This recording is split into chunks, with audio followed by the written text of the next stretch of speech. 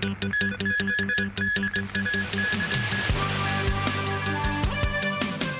government will unveil next week a hydrogen economy strategy.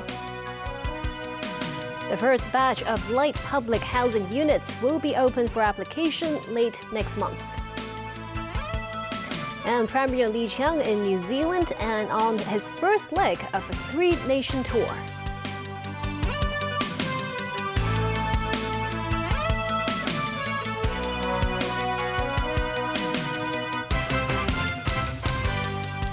Good evening and welcome to TVB News. Chief Executive John Lee attended an interactive question and answer session at the Legislative Council today. He told the floor the government will next week unveil a hydrogen development strategy. Mimo Sangai reports. It was the second interactive question and answer session at LegCo in the current legislative session. One of the first topics discussed between lawmakers and Chief Executive John Lee was the development of new quality productive forces in the city. A lawmaker said Hong Kong should use the mainland as a reference to promote the development of hydrogen. On the mainland, hydrogen energy is rather mature. They already have complete industrial chain for production, storage, and so on. And then the public transport vehicles already using hydrogen energy in the mainland. Next Monday, the Environment and Ecology Bureau will be publishing the strategy on the development of hydrogen fuel.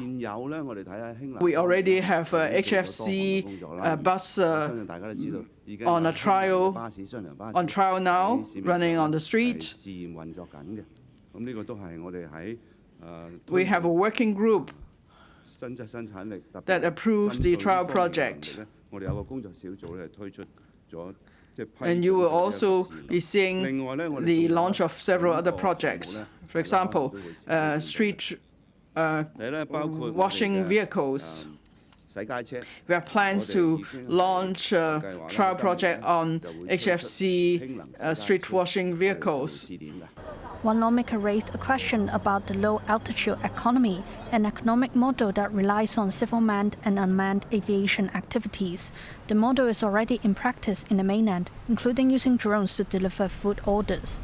Tourism and many other sectors, they are already using they are already developing low-altitude economy. Now, if we don't catch up, then we'll lag behind in low-altitude economy. Now, there's a challenge we must first overcome because we have many skyscrapers, and if we talk about drones flying to different districts and areas, well, there is a dense population, and what about safety? The other hot topic garnering a high level of attention among the lawmakers was local tourism. Now, Hong Kong has the rich cultural assets to provide an in-depth experience.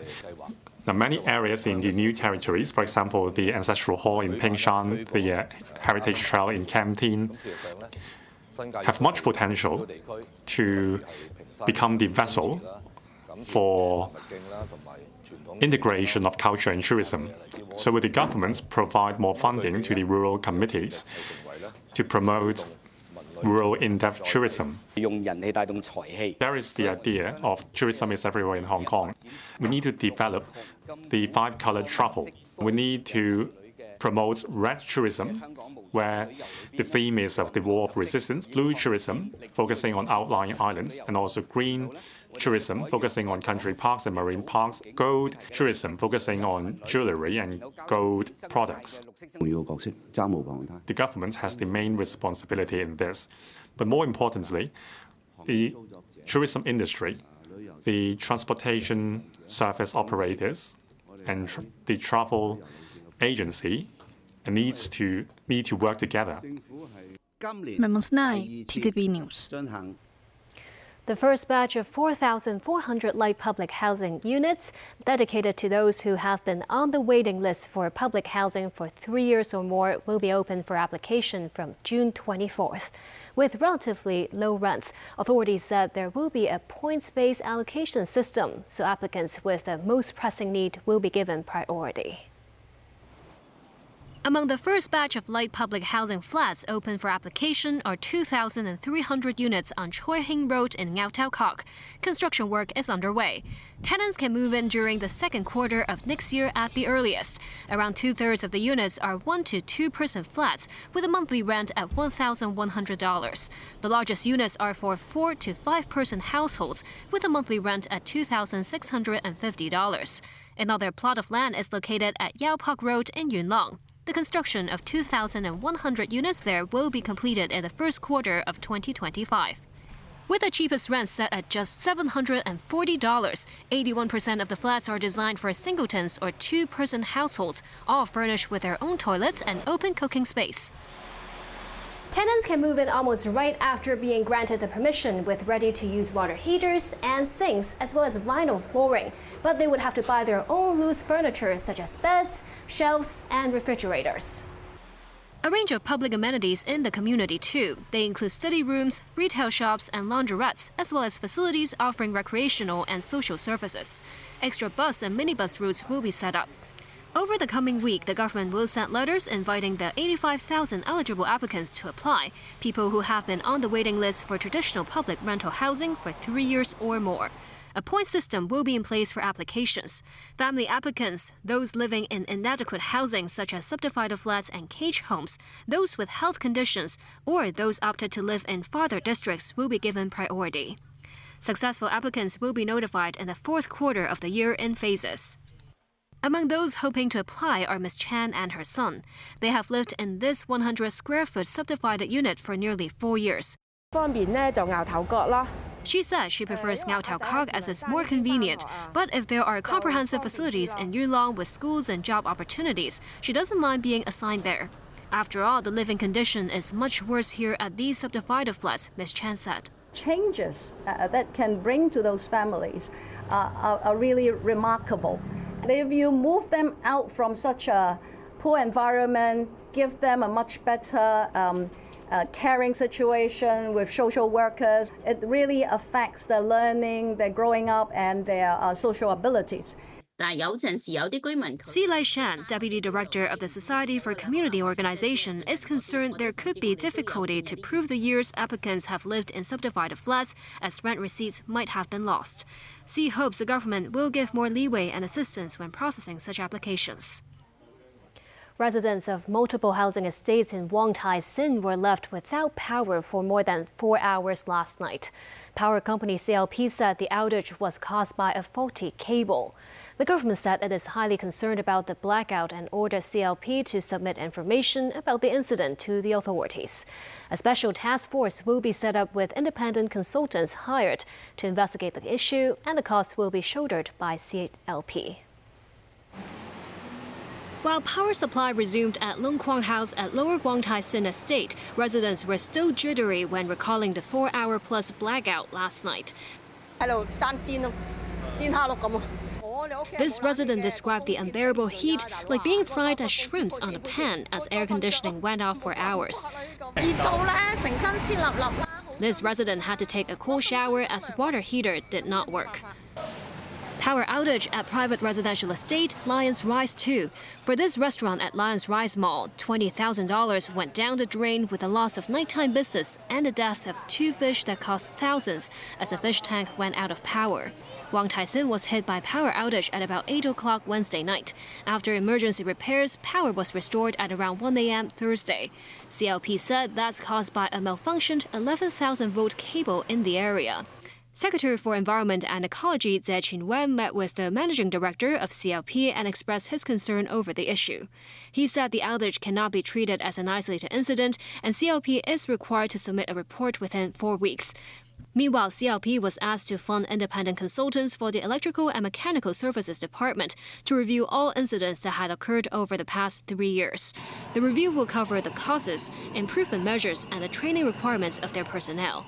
There will also be a full review of the design of the power supply system. The Electrical and Mechanical Services Department will set up a task force with CLP, which will submit a report within 12 months.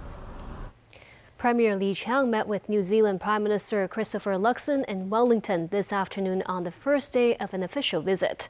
While pledging deeper trade ties, Li said the two countries should continue to be partners of mutual respect, mutual trust, and mutual learning. And differences in opinion must not hinder their exchanges and cooperation. Danny Zhou reports. Premier Li arrived in Wellington on Thursday. He was greeted by the New Zealand Prime Minister Christopher Luxon and the Governor-General on the lawns of Government House. There was a traditional indigenous Maori welcome. Li's visit to New Zealand was the first by a Chinese premier in 7 years. During the meeting with Luxon, Li stressed the need to bolster ties as this year marks the 10th anniversary of the comprehensive strategic partnership between the two countries. He sought New Zealand's support for Hong Kong's accession to the regional comprehensive economic partnership. He said China is ready to actively participate in transport investment and infrastructure development in New Zealand, while urging the elimination of non-economic disruptions in their economic and trade relations. China has also decided to include New Zealand in the list of unilateral visa-free countries in the bid to facilitate people-to-people exchanges. Luxon said New Zealand is willing to deepen communication and coordination with China under multilateral frameworks and tackle climate change together. The two leaders witnessed the signing of a raft of agreements on service trade, business environment, agricultural import, technology, patent examination, and environmental protection. A joint statement was released after the talks. Premier Li is scheduled to visit Wellington and Auckland from June the 13th to 15th, before continuing with his three-nation tour that will also take him to Australia and Malaysia. Danny Zhou, TVB News. The Group of Seven summit opened today in Italy, with leaders set to discuss Russia's war with Ukraine, sanctions on Moscow, and China's growing economic strength. U.S. President Joe Biden is set to sign a bilateral accord with Ukrainian President Volodymyr Zelensky in a show of support for Kyiv in its war with Russia. The G7 comprises the United States, Canada, Germany, France, Italy, the United Kingdom, and Japan. Several other world leaders, along with Pope Francis, have also been invited to attend. Nasvi Karim has more. Joe Biden arrives for the G7 meeting in Puglia, Italy, just a day after his son, Hunter, was convicted in the U.S. of lying about his drug use in order to illegally buy a gun. It could be his last as U.S. president, with Biden in a tight race against Donald Trump for another term in the Oval Office. Biden and other G7 leaders are in Italy to help prop up this man, Ukrainian President Volodymyr Zelensky, meeting Saudi Arabia's Crown Prince Mohammed bin Salman in Jeddah on a stopover en route to Italy. Biden and Zelensky are set to sign a bilateral security accord to show Russia that the U.S. has not wavered in its support for Ukraine. Our goal here is straightforward. We want to demonstrate that the U.S. supports the people of Ukraine, that we stand with them, and that we'll continue to help address their security needs, not just tomorrow, but out into the future. The U.S. is providing much of the finances of a reported $50 billion loan to support Ukraine in its war with Russia. Part of it will come from interest earned on $260 billion worth of frozen Russian assets, most of it residing in Europe. Also on the agenda at the luxury Borgo Egnazia resort is China, with discussions on what the West described as China's overcapacity of electric vehicles flooding the market. They will also address potential U.S. sanctions on Chinese firms, allegedly using shell companies in Hong Kong, diverting components such as semiconductors to Russia, which are then reportedly used in weapons against Ukraine. Such companies are under threat of being removed from the U.S. financial system on which much of global finance. In trying to shed its elitist reputation, the G7 has this year invited leaders from other major countries: India, Brazil, Argentina, Turkey, Algeria, and Kenya. Also in Puglia is Pope Francis, the first pontiff to attend the meeting, who will talk about the risks and benefits of artificial intelligence.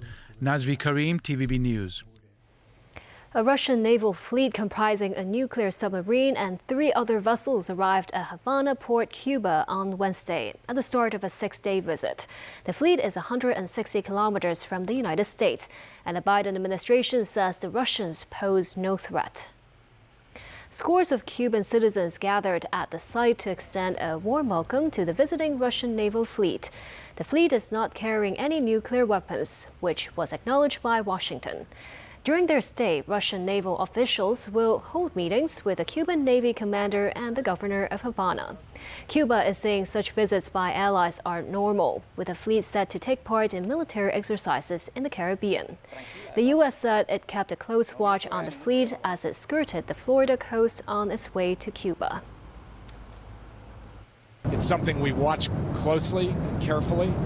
It's something that we went out publicly on several days before it happened, so the world would understand the context and the world would also know that we are watching. And so we will see how this unfolds in the coming days. But we have seen this kind of thing before, and we expect to see this kind of thing again, and I'm not going to read into any particular motives. And still ahead, Blinken says Hamas has proposed numerous changes to the U.S.-backed Gaza ceasefire plan. Doraemon-themed designs on display at Nongping Village. And get to know more about the work of the father of Hong Kong graphic design, Henry Steiner.